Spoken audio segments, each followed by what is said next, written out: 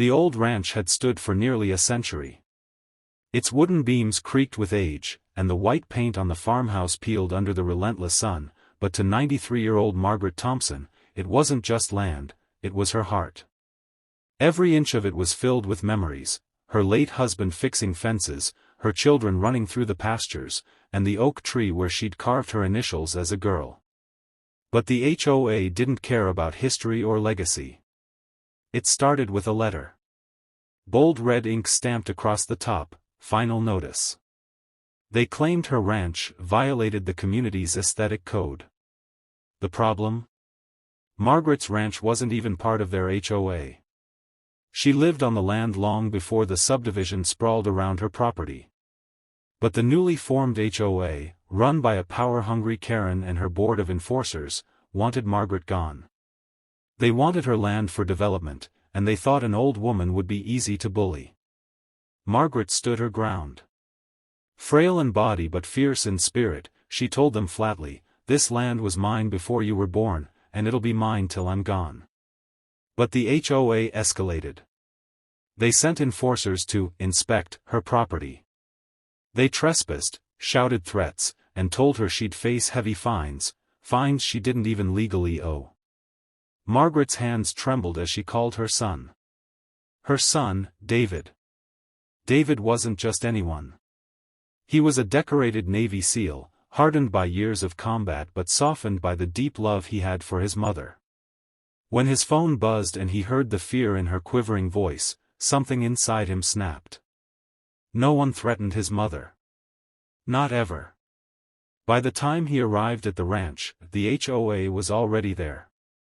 Karen, with her oversized sunglasses and sharp voice, stood in the driveway flanked by 2 hired security officers. Margaret was on the porch clutching her cane, her thin frame trembling as they demanded she sign papers to relinquish her property. David pulled up in his truck, the gravel crunching under his tires like thunder. He stepped out slowly, his tall frame casting a shadow that seemed to swallow the HOA bullies whole. His eyes were calm but dangerous, the kind of stare that made trained soldiers hesitate. "Is there a problem here?" David asked, his voice low, steady, and commanding. Karen scoffed, flipping her hair. "This is HOA business. Your mother is in violation of several." "Violation of what?" David cut in, taking a slow step forward. "She doesn't live under your authority. This land is independent. And you've trespassed." One of the hired guards stepped forward, puffing his chest. "Sir, you'll need to stand down." David moved like lightning. In less than a second, the guard's arm was twisted behind his back, his face pressed into the hood of a car. The other guard froze, unsure whether to act or retreat.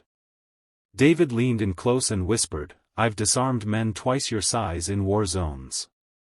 Don't test me over my mother's porch." Karen's smirk vanished. Her bravado crumbled as she realized she wasn't facing a frail old woman anymore, she was facing a Navy SEAL who'd spent his life staring danger in the eye.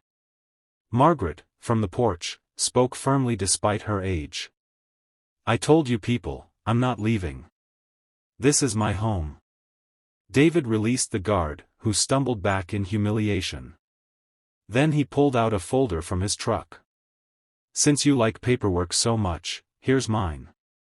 Deeds, titles, and a cease and desist order from my attorney. Any further harassment will be met with criminal charges for trespassing and elder abuse." Karen stammered, trying to salvage her authority, but her words failed her. The neighbors had started gathering at the edge of the property, watching the scene unfold. Whispers spread quickly, people were tired of the HOA's bullying, and seeing someone stand up to them sparked something inside. David stepped closer to Karen, his voice quiet but cutting. "You've scared my mother for the last time. If you ever set foot on this land again, you won't be dealing with fines or forms, you'll be dealing with the law. Do I make myself clear?" Karen, pale and shaken, muttered something about a misunderstanding before retreating with her entourage. As the dust settled, Margaret lowered herself into her rocking chair, tears welling in her eyes. David. I didn't want to bother you, but they wouldn't stop. David knelt beside her, taking her frail hand in his. Mom, you raised me to fight for what's right. You'll never be a bother. You're my mission.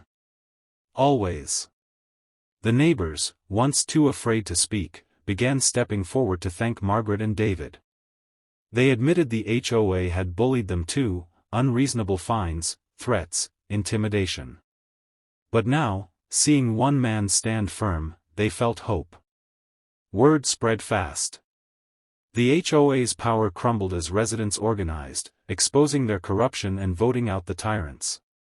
Karen's reign of control ended not with more threats but with the courage of a community that realized they didn't have to be afraid anymore. That night, as the sun dipped behind the ranch, Margaret rocked gently in her chair, her hand still in her son's. The land was safe. She was safe. And for the first time in months, she felt peace. David looked out across the fields he'd played in as a boy and whispered, "This ranch is more than dirt and fences.